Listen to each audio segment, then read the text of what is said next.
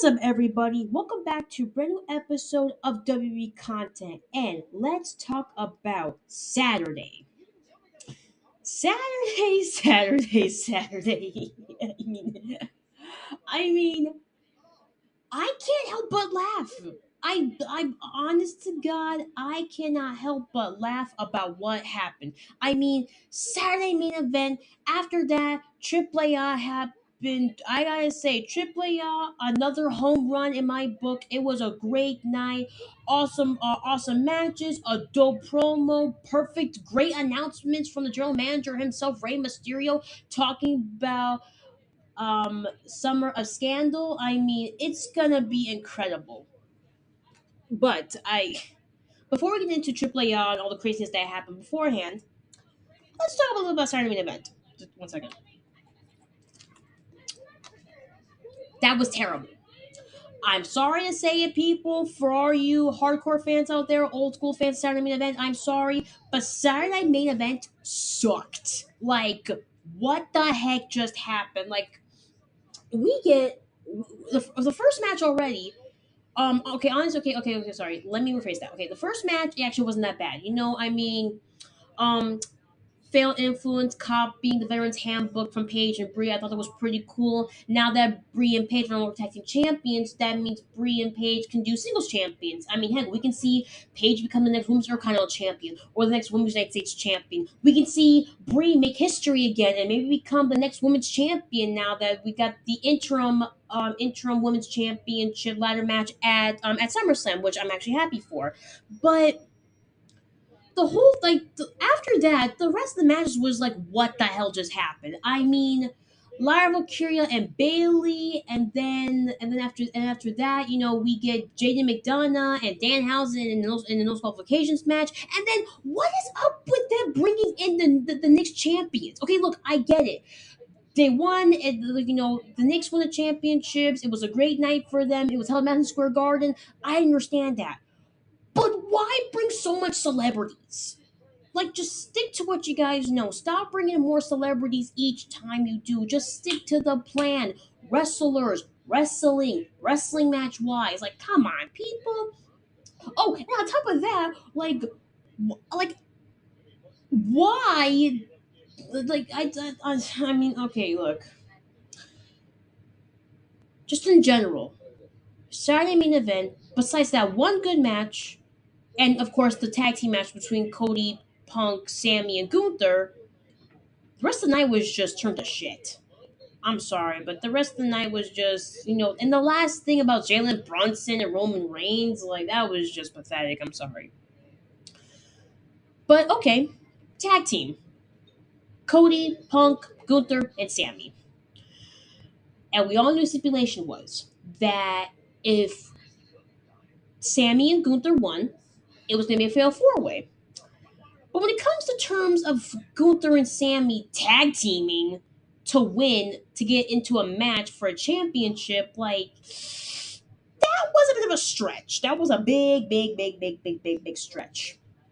Now the match, I gotta say, it was actually pretty cool. You had, instead of waiting for the entrances to come out, Punk comes out, he's ready to fight. When Sami Zayn comes out, he beats the crap out of him. The match starts. At first, it started like a whole freaking brawl fight. Like it started as a brawl fight, and then into a normal tag team match. But then you got Sammy going all over the place. Gunther's trying to keep it steady and everything, but then he goes crazy with Cody, and then the whole thing goes to freaking shambles when Punk hits GTS, and Sammy hits the Haluva kick, Cody crossroads, Gunther choke out, but that didn't go well. So he has a power bomb. But the second he has a power bomb, Nick Aldis comes out and he screws him over. Now right there, I was like, thank you, Nick. I'm like, I'm sorry. I didn't want it to be a fail four way. I mean, the match between Punk and Roman. I'm sorry. Punk and Cody Rhodes has been on the back burner for many years, and now we finally get it. It's the main event of SummerSlam. Oh, and on top of all this crap, Cody Rhodes might be a heel now. I mean, after the match, Cody and Punk hug it out. And it was all good. Next thing you know, he gets the title and he breaks it on his shoulder. But one of the things hits Cody in the face. Cody took it to offense. Now he's pissed off. Punk is trying to justify what happened. He said he apologized, but now we're seeing a bit of a heel babyface situation now, where Punk is actually a babyface and Cody Rhodes is a heel. Now I'm actually excited for that because that would be a pretty awesome match. The thing that pisses me off about the whole situation is it's Sammy. Like during the match, he was screaming at Punk, saying, "You took my title, you screwed me over, you ruined everything for me. This is your fault, you piece of shit." I'm like, I'm sorry, Sammy, but you're not the only one that got screwed out of a title. You're not the only one that has the shortest title reign in WWE history. I mean, heck, I could name 15 people who had the shortest title reign in WWE history. But yeah, I could name 4 or 5 people that got screwed in the WWE for many, many, many, many years. Sammy, you're not the only one that got screwed. You want to know who got screwed in real life and in the business? Picture it. Montreal, 1997 Survivor Series, HBK versus Bret the Hitman Hart. We all knew what happened. We all knew what happened with Bret the Hitman Hart and what happened when he was up in WWF and he was going to go to WCW for a bigger contract and better money. Montreal was the last straw that broke the camel's back when it came to Bret getting screwed in his home country. I may add, his home country, in front of his fans, his family, his friends, his co-workers, because the boss didn't want him to drop the belt in a meaningful way. Nah, he wanted him to lose the right way by losing to a person who he hated the most. So Sammy, the next time you get a title, or next time you get a title match or whatever, and you say get screwed again or whatever, think about how Bret the Hitman Hart felt when he got screwed over. And think about many years later, it redeemed himself and he's still a legend to this day. And better yet, people still talk about it. So better yet, in the future, we might still talk about, Cody, CM Punk coming back to Chicago and beating your ass in his hometown. Put it that way, man. Put it that way. And then the last thing, Jalen Brunson and Roman Reigns and Tyrese and freaking Seth Rollins. Like, to be fair, I didn't watch it really because I was too busy trying to get on YouTube so I can watch Triple AAA. But due to the timing and everything, they were going over the time limit, and that was screwing up Triple AAA schedule and everything. But besides that, I saw bits and pieces of it on social media, and I see the angle they're going at. And I look at it and I'm like, isn't that what they did in the 90s with WCW with Dennis Rodman and Carl Malone? Like, for all you wrestling fanatics out there, for all you hardcore fans, old school fans, all you WCW fans out there, you probably remember 1998, Bash at the Beach. We had Hulk Hogan and Dennis Rodman versus Carl Malone and Diamond Dallas Page. Now, if anybody remembers, it was the NBA Finals. It was from the Bulls versus Utah Jazz. Now, we all remember what happened there. And we all remember Dennis Rodman being part of the NWO because of Hollywood Hulk Hogan, and he was a big star. He loved Hulk Hogan. That was like one of his his favorite wrestlers. And then Carl Malone jumped in, and then that came a tag team match at Bash at the Beach. Now, I'm looking at what's going on with um, Jalen Brunson and Tyrese. I forgot his last name. We get it. Um, Jalen Brunson on the Knicks. Tyrese, Pacers. I understand the rivalry there. But the fact that they're recreating that or making it bigger than it is right now, it's like, really? You're trying to recreate something that was legendary in the 90s and you want to recreate it for 2026? I'm sorry, but that's just dumb. Like, that was dumb. That whole segment with Jalen Brunson and Roman Reigns and Seth Rollins and Tyrese. Like, I swear, if I see them have a tag team match, then they're out of ideas. The creative team, Triple H, the owner of the company, they're all out of ideas. They're just rehashing things that happened in the 80s and the 90s and the 2000s. Like, we are in 2026 right now. Things are changing. Wrestlers are coming in from different parts of the globe. I'm talking Japan. I'm talking Spain. I'm talking Colombia. I'm talking Mexico. I'm talking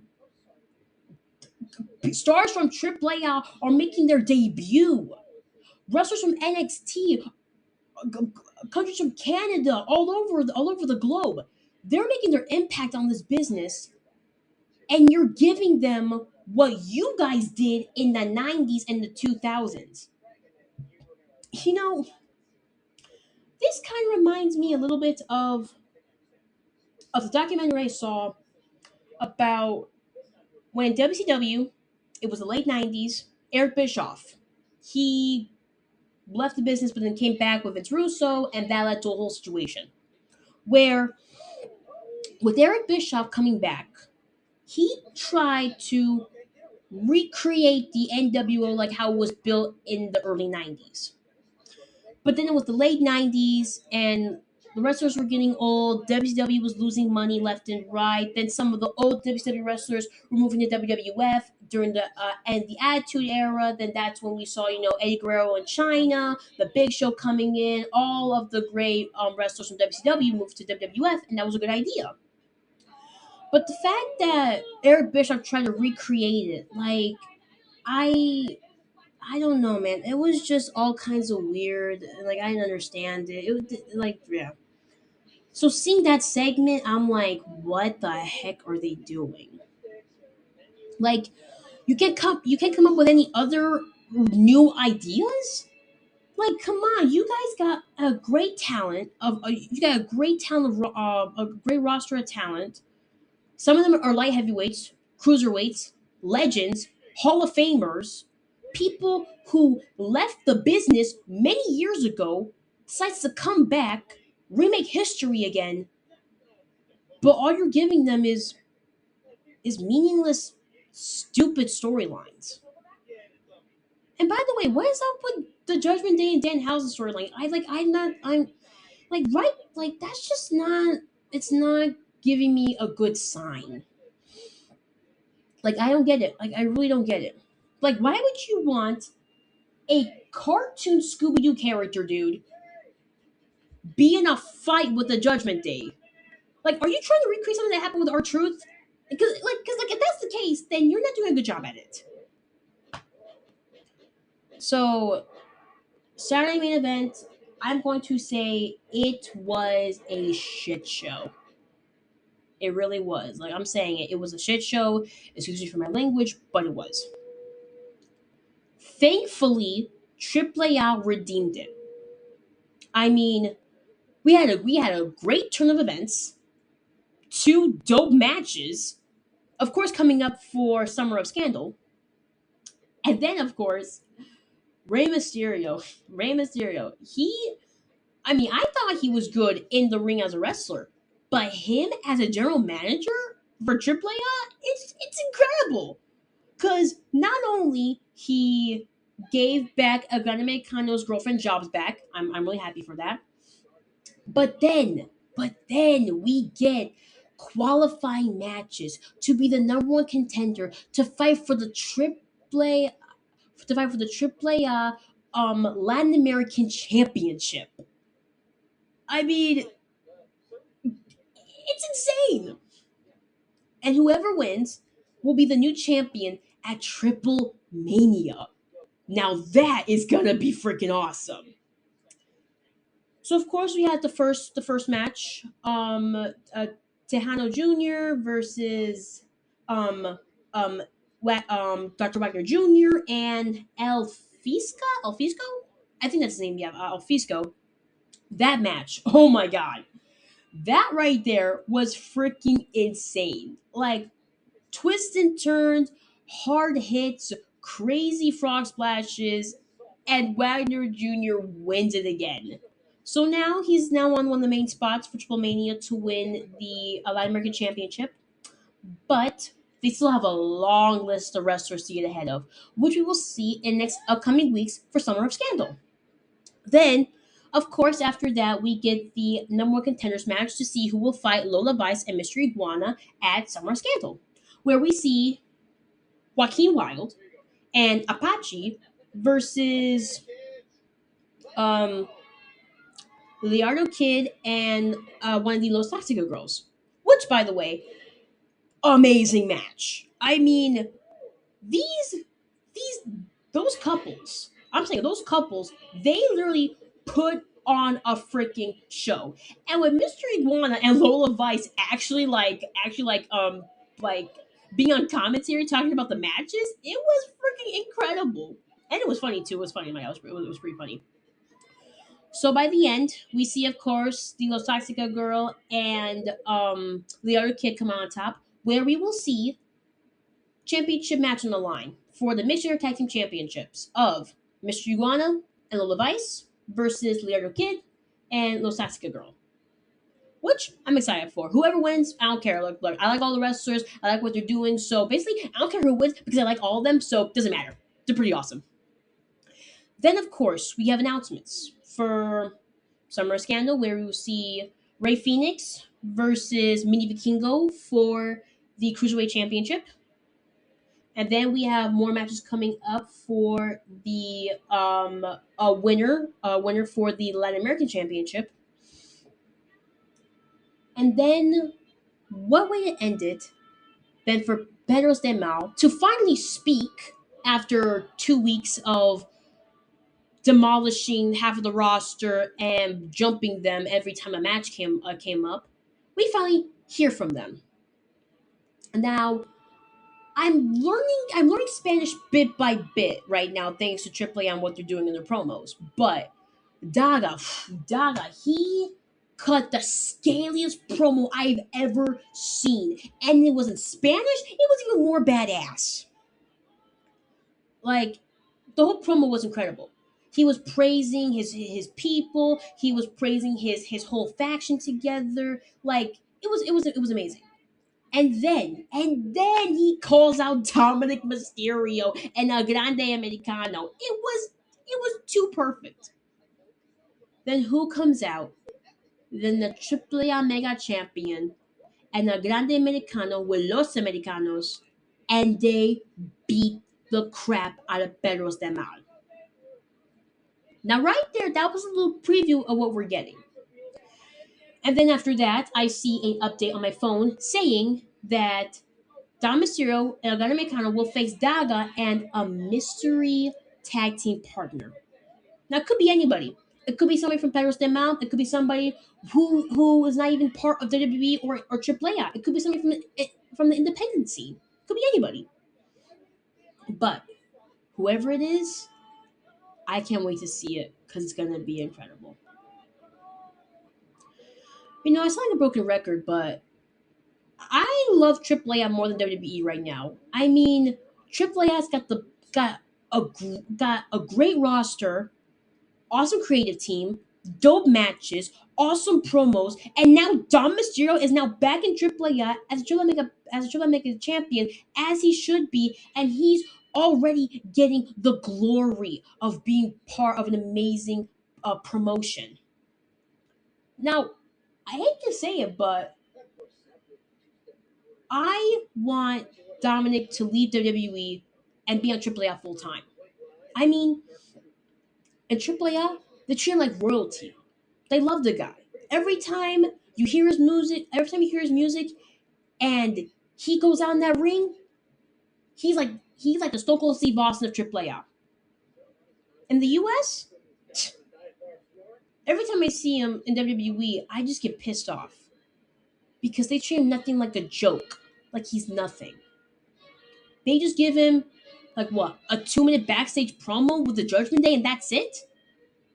Meanwhile, in Triple A, he gets a 10 minute badass promo, an awesome brawl fight, and then on top of that, he's gonna be in Summer of Scandal leading up to Triple Mania, where he will main event in Mexico against a Grande Americano for the AAA Mega Championship. It couldn't get any better than this for him. So, Triple H, you better get your crap together, man, because Undertaker is doing his thing when it comes to AAA. Well, that's all I have for today, guys. Tonight, Monday Night Raw, typical stuff leading up to SummerSlam, whatever, whatever. Tomorrow, I'm sorry. Tuesday will be Dark Side of the Ring, season 7, episode 3, I think, about Samoa Joe and the independent wrestling scene. Now, I don't think I'll make a recap of Monday Night Raw, but I will make a recap about Dark Side of the Ring because since I did that episode about Jeff Jarrett and TNA, now I'm starting to add a new topic on my podcast, which is now Dark Side of the Ring episodes. So I'm pretty happy about this. I'm pretty excited. So hope you guys have a great Monday. Hope you guys be able to watch Monday Raw live on Netflix, and then I'll talk to you guys soon.